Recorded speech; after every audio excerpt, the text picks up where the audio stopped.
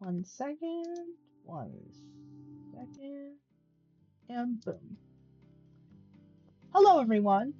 Today we will be covering how autism can affect people at every stage of development, using my autistic friend's life as examples and then connecting it back to concepts. Big thanks to Lycomipia on X and slash Twitter, who created the PNG tuber and the model for my friend.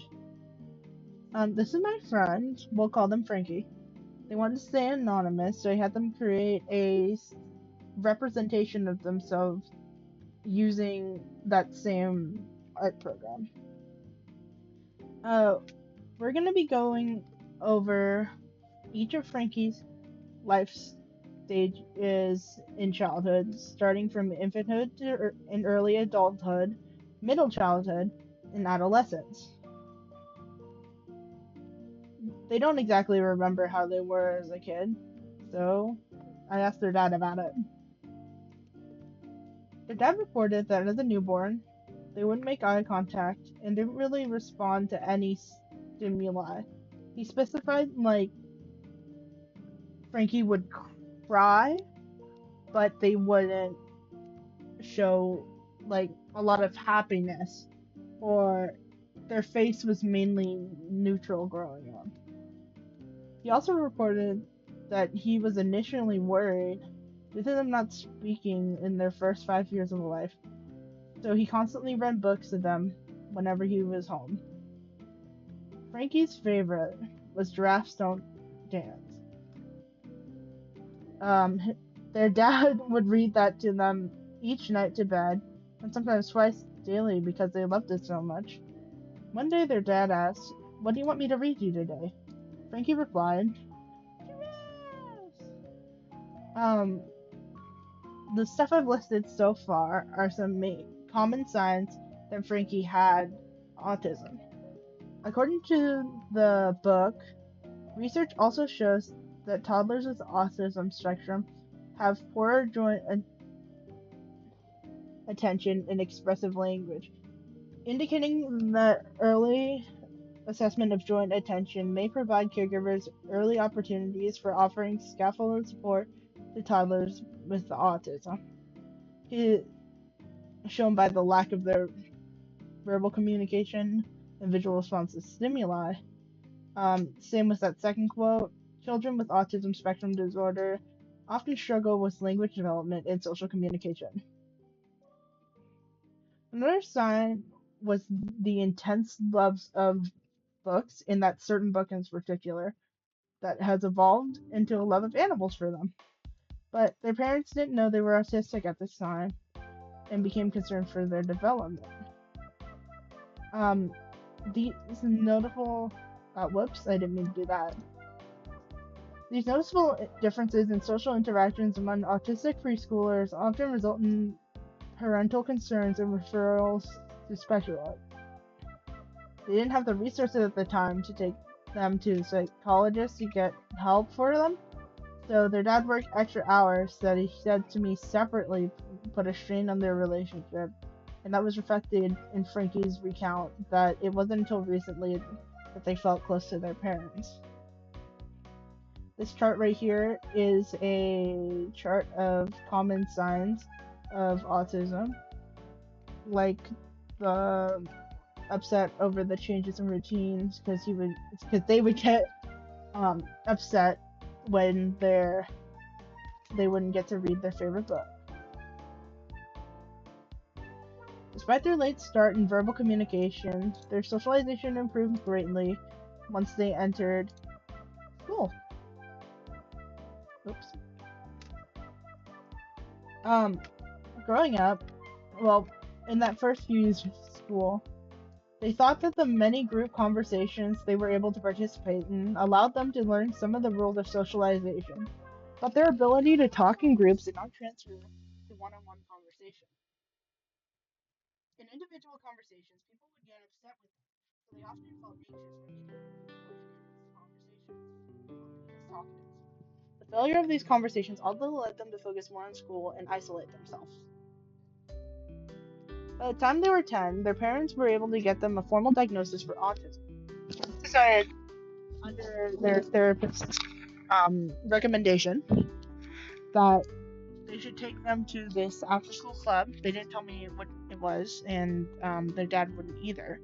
But meeting for autistic children in the area so they can practice their conversational skills and become more comfortable with conversations again.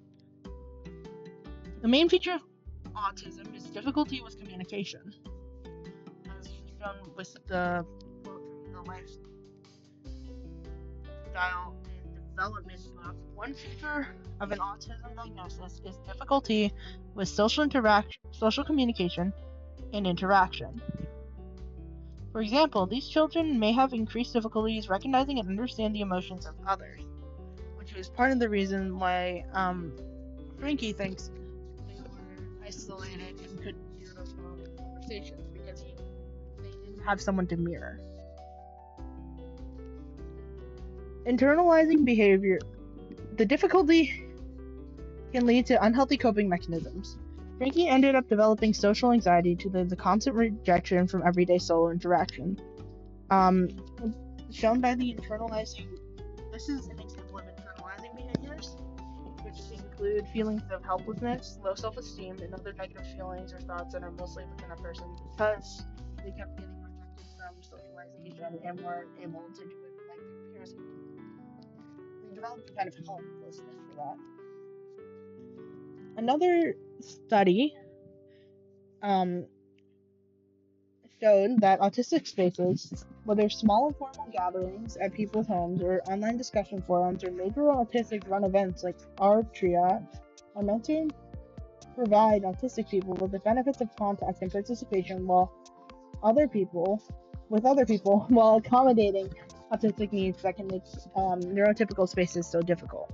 Neurotypical places are like places where people don't have these kind of disorders, basically.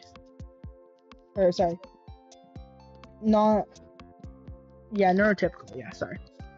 The autistic place that Franky's parents took them to was able to accommodate some of his problems with interaction since it was a safe space and accommodated their needs. Like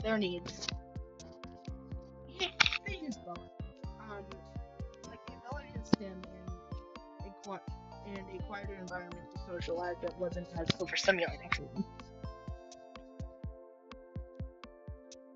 them. Next is adolescence, and therapy and connections with other autistics allowed them to enter this calmly. This is around the age where by 14. By this time, they had been more comfortable with being autistic and become more comfortable with conversations in general.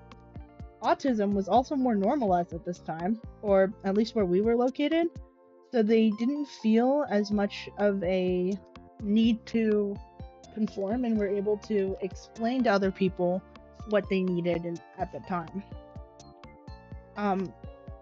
However, they didn't quite feel like a real person yet. That's how they described their feelings to me. They said that at this time they still felt alien in their own body. I had already been open with my transitioning topics at the time, so I shared my experiences with figuring out my identity. That's when they were able to figure out their own gender dysphoria as well. This is an example of intersectionality, which Franky exhibited which helped him finally accept all of himself rather than just burying part of it. The acceptance of identity and looking within themselves was harder for them, because they also struggled with finding out what they were good at. It took them a while to gain almost complete security. Franky and I wanted to share this story so that you all remember that autistic people are just that, people.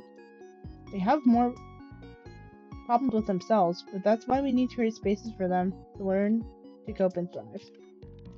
Thanks for watching. Hold on. Sorry, my slides aren't going. This is my works cited. It's a lifespan development book. It's completely free online, so I'll leave that link down below. The cultural commentary of being autistic together, that's also going to be linked below. And then here's some of the music that might have played during this, and music I think you guys will like. Okay, thank you. Bye.